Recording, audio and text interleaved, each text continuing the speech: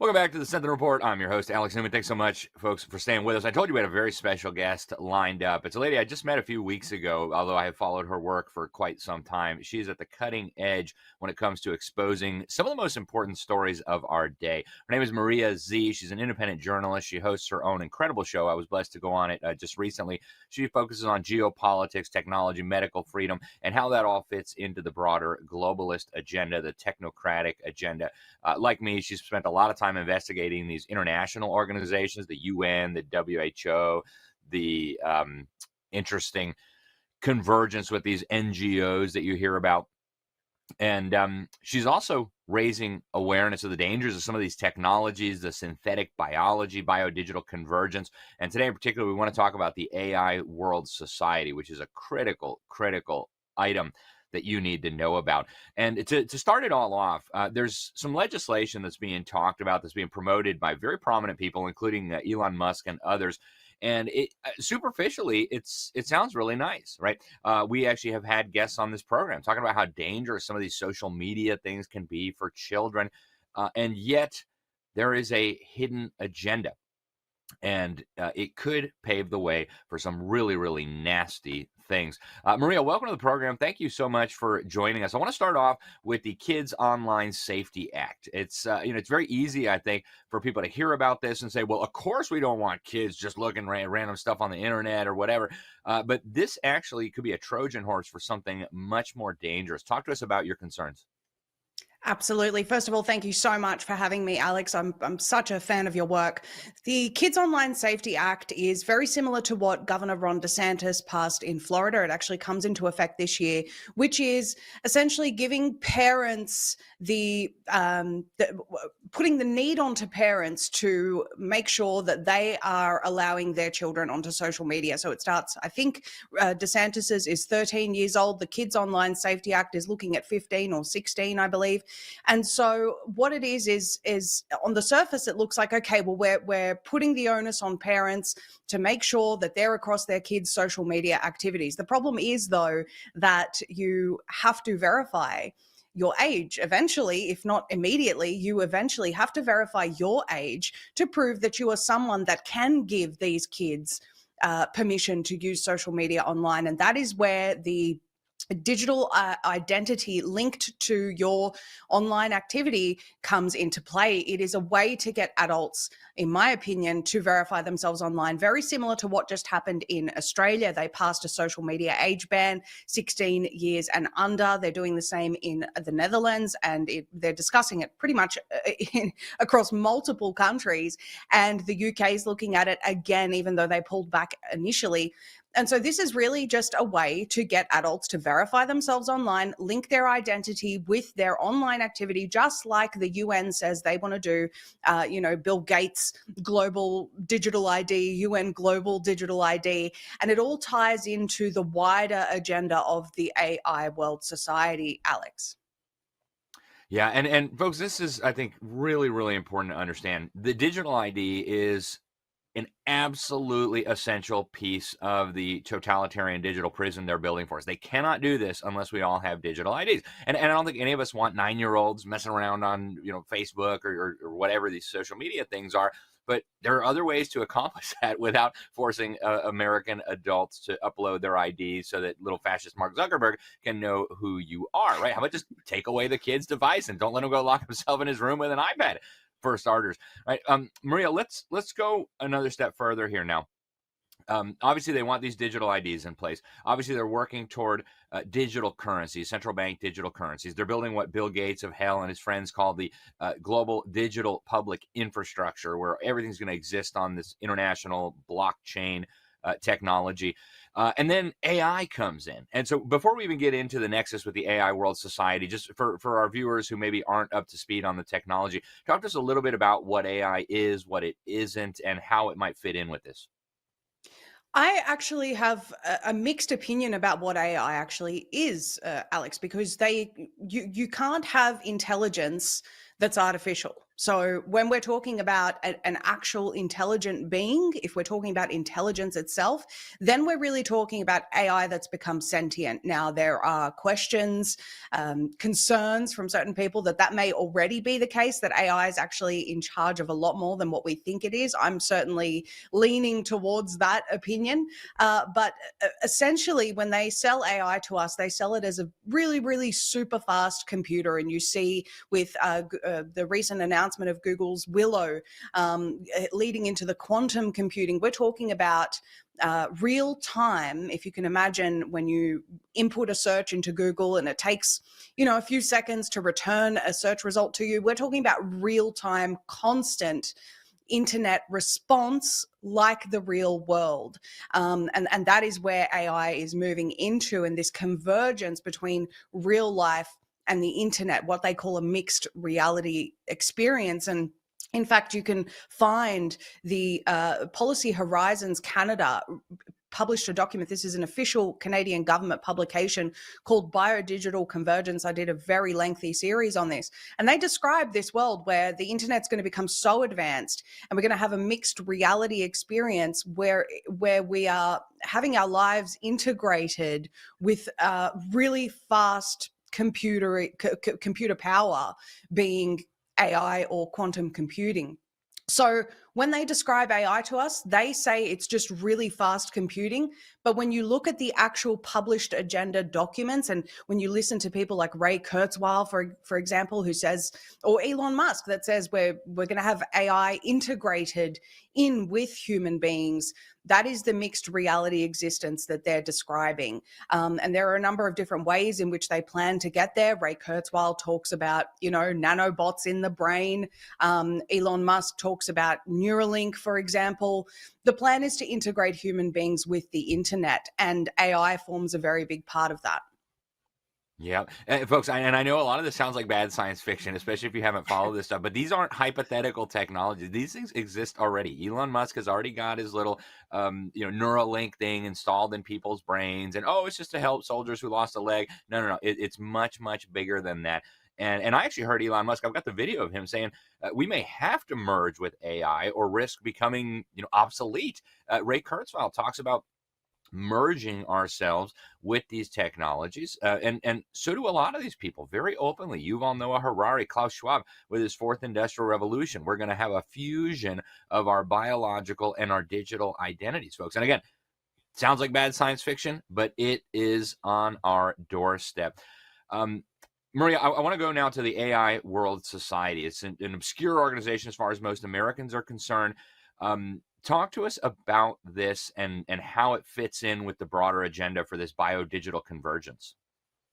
It's very important to understand the sort of genesis of this, and viewers can go to the UN, just type into a Google search, UN 75, an unexpected message from the future, and you'll find, I think it's about 2 paragraphs in, that Vinton Cerf, the quote unquote evangelist of the internet, think about that term, think about evangelizing for the internet. This is a religious mindset for these people. He says that he was playing around with some frequencies when some unknown entity from the year 2045 contacted him and sent him a message that it was the year 2020 during COVID when human beings realized, and I'm paraphrasing here, that essentially we have to go really hard with climate change in order to make it to the year 2045, which is the UN's 100-year anniversary. And so out of that, an organization called the UN 100 was formed, also goes under the name of the Boston Global Forum. And they basically said, okay, well, the transition obviously includes AI. It obviously includes the UN's 17 Sustainable Development Goals or 17 anti-human goals, whichever you prefer. And so, we're going to have this fusion to make sure, and we're going to create this social contract, and we're going to implement all of these things where we transition to a mixed reality universe to make sure that we get to the year 2045. It's very, it's rooted in mysticism, Alex, because we're talking about getting some transmission from a being from the future, essentially Vinton Cerf, talking about you know, I'm communicating with this unknown being, and we see these themes with the United Nations. We see them engaging in New Age philosophy. We see them engaging in occultism, mysticism, and mind you, the title of the book that they published was "Remaking the World Toward an Age of Global Enlightenment," and that is where the AI World Society was first introduced to us. My problem is, and I can take you through some of the most alarming things in this document. I've been through it many times. And mind you, Alex, I have a 4-hour series on this. So it is incredibly complex, and I encourage people to watch it. But you can go to our interviews page on zmedia.com, type in the search bar UN 100, and you will see this entire series. But basically, what's been birthed out of this book, Remaking the World Towards an Age of Global Enlightenment, there it is, AI Apocalypse UN 100 Agenda 2045 full series. That's the one that people can watch to watch the full thing.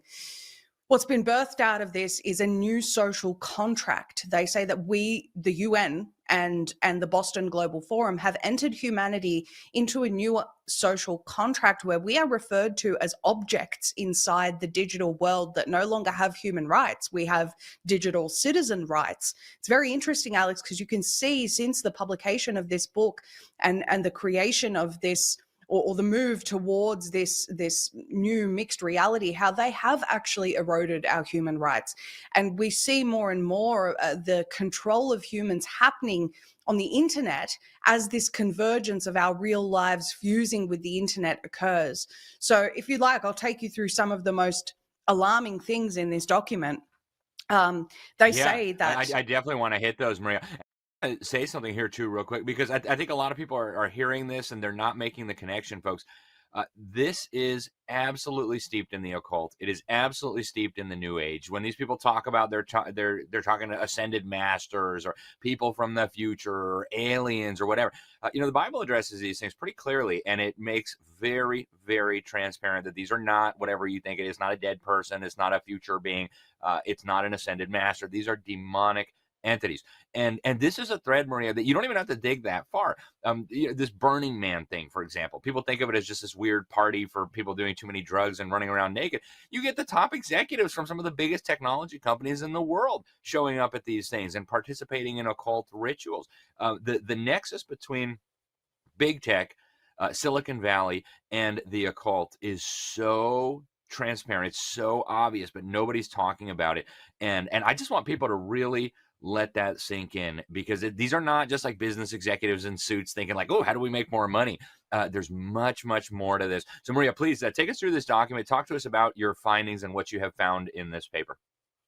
You're absolutely right about that. People always say follow the money, but it is so much bigger than that. Yes, the money trail will give you clues, but it is really about achieving the one world government, one world currency, one world religion. The three goals of these people, the technocrats, are absolutely involved in this. And if we just look at, some of the things that we're told about in Revelation, where there'll be a time where everyone will be forced to take a mark, we now see that the technological capabilities for something like that are definitely here now, through things like digital ID being linked to your bank account, through things like your online behavior and the things that you believe in and the things that you post and your ideas being linked to your bank account, which of course they're all moving towards the digital currency infrastructure. And so we can see how these systems are absolutely ready, or at least being set up for that time where eventually we will be provided with a choice, whether that is always their intention or not, or they're just useful for that aspect of the agenda, what we're told in Revelation. It is definitely happening, Alex. So where this comes in, and I see a lot of parallels between the published goals of the AI World Society and remaking the world towards an age of global enlightenment, another Luciferian term. is very similar to what a lot of these technocrats are supporting. For example, like we started off in this show with the COSA legislation that Elon Musk is backing in America. They say that there is a lot of language littered throughout this, such as making sure that everyone has equitable access to AI and the internet and so on and so forth. If you recall, after COVID, Hillary Clinton went to a remote village in India to make sure that they were connected to the internet. And this is just bizarre. Why is this one of her focus points? Well, it's because the WEF said one of the biggest lessons that came out of COVID was that everyone needs to be connected to the internet. Why? Because we can't have non-compliant people who aren't being propagandized not having access to the internet, so that, you know, we can't control those people. And moving forward, for the beast system, everyone has to be connected to the internet. That's how they'll capture everyone within this system. So back to this publication, they talk about inclusivity, fair, people-centered, but then they say that individuals are prohibited inside this new social contract. And may I remind you, they say this has already been established. You and I, Alex, and everyone watching this, we're already considered digital citizens, objects inside the AI world society by their own thinking. They've already entered us into this. And we are prohibited from exercising socially disruptive behaviors, which include disinformation, who defines it, and online hate. Right. Again, very, you know, who defines hate? We already see things that are, you know, opinions that are just not conducive with what the establishment wants being defined as hate. And so you see Maria, I want to remind people here too, the whole concept of hate speech, folks, they want you to think it's like, oh, I want to kill Jews or I hate black people. Nothing to do with that stuff. The concept of hate speech was introduced into the UN lexicon by the Soviet Union back in the 1970s to describe speech that they hated. So they're not talking about what normal people think they're talking about. What Maria is describing here is an effort to create Orwellian, not just speech control, but thought control. And so sorry for the interruption, Maria, but I just want people to realize this is not like what normal people think of when they think of hate. This is something totally different. Please continue. You're absolutely right, Alex. And a very clear example of this, in my opinion, is recently when the H1B debate erupted on X and people were, you know, opposed to the technocratic position that somehow, you know, this visa is needed for the best and the brightest, but it's actually, you know, provably being abused, this visa program. And then the critics of Musk and the technocrats on this position were labeled as racist, hateful, all of these things just because they criticized a position of the technocrats, and they were banned. And then there was a policy that Elon Musk introduced that said that negativity was going to be deboosted. That's very much what the Boston Global Forum and the UN describe inside this new AI world society. So we can already see the building blocks happening on social media apps that we were told were for free speech. This is where I'm very concerned. They also say that individuals must contribute to the common good through appropriate taxes and provision of critical personal information. So there are things that you will be mandated, if you will, to reveal about yourself, hence the push for the digital ID. And the taxes, of course, will be carbon taxes, but that's a whole other topic. They then call for AI governance, and they say that governments around the world must implement AI governance policies. The interesting thing about this, Alex, when I started reporting on this, the Boston Global Forum and the Zoom recordings that they were posting to YouTube really weren't getting much attention. In fact, you know, we're talking 70, 80, 90 views maybe on these videos where they were engaging in quote unquote public consultation to obtain our consent for these things. And in one of these public consultation meetings, they invited two people from MIT onto the meeting, and they were pressing them on the fact that we needed to establish an AI judiciary. And these two MIT staffers were saying, that is a red line. We absolutely cannot have a judicial system that is AI. We need human beings. So they pushed back and they said, you know, yeah, but here are all the benefits of it. And the two said, again, no, this is a red line. We cannot have AI judiciary. And then it was, well, we'll just move along from that. It's a great idea.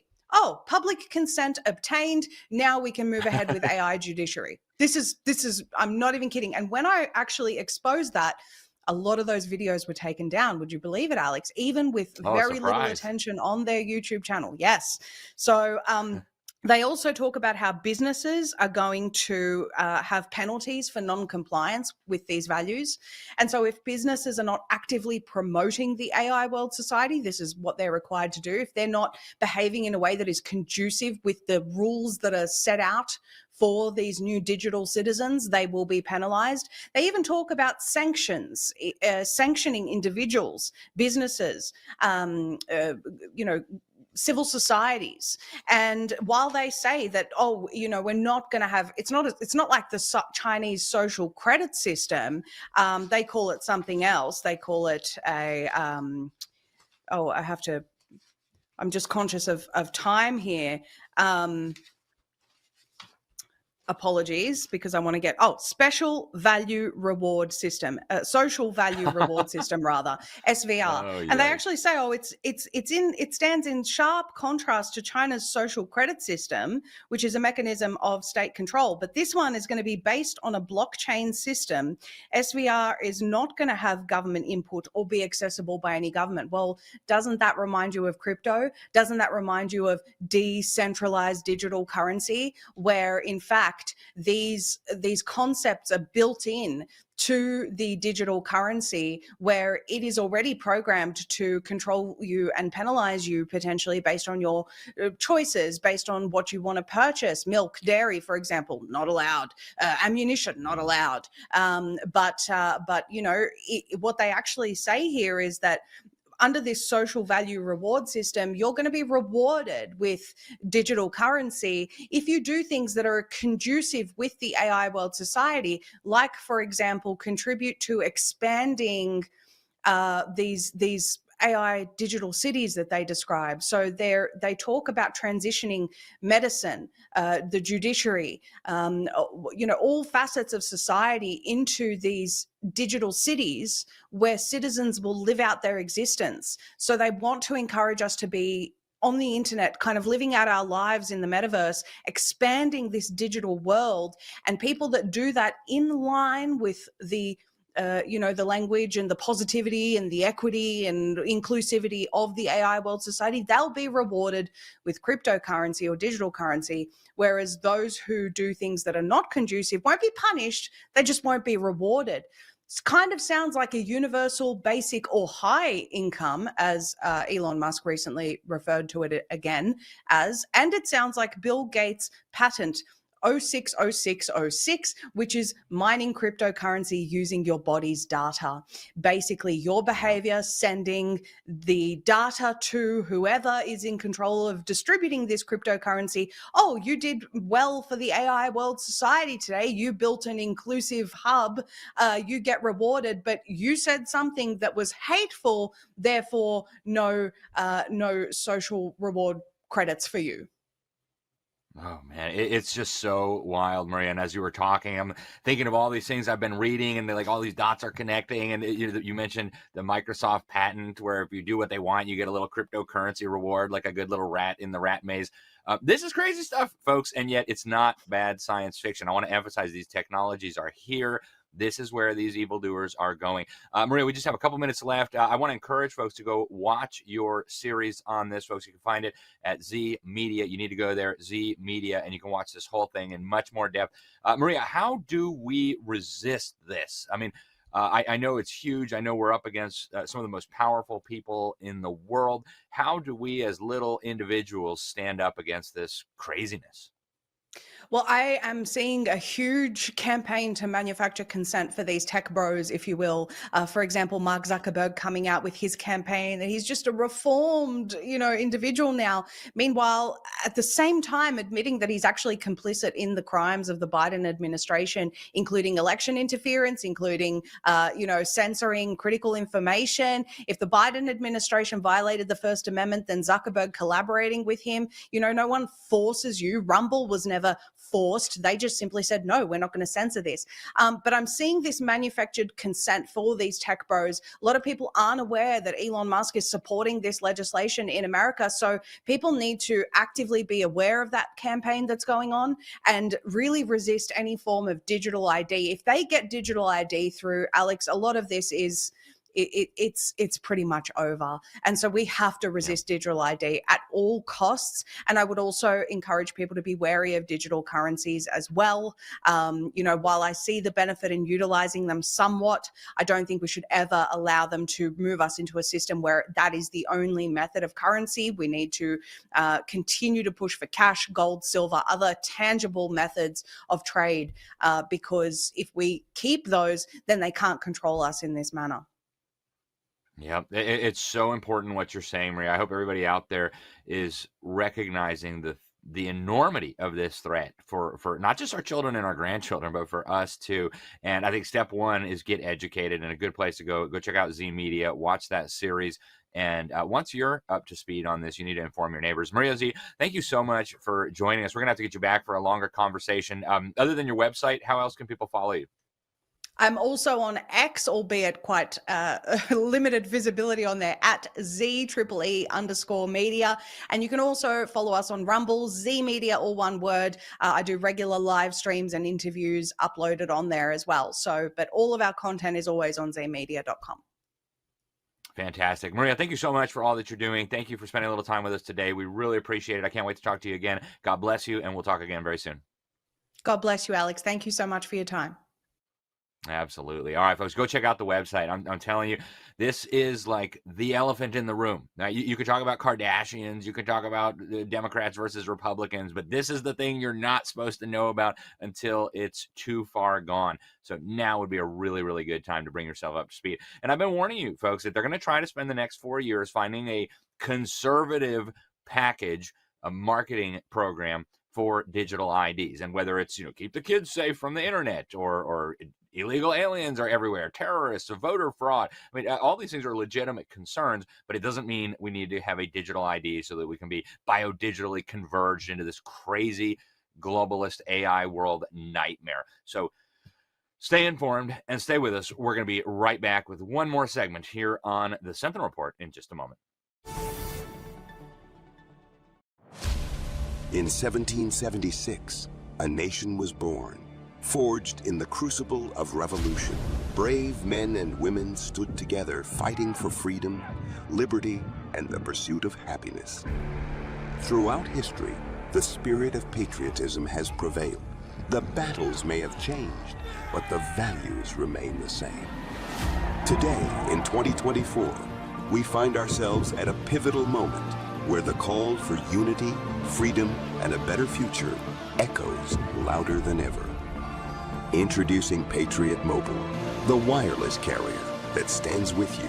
We are committed to supporting the values that make our nation great. With affordable plans and reliable nationwide coverage, Patriot Mobile is not just a wireless service. It's a call to action for those who believe in the American dream. Because this year is not just any year, it's the most important year since our nation's founding. Choose a wireless carrier that shares your values. Choose Patriot Mobile. For free activation, use promo code Newman.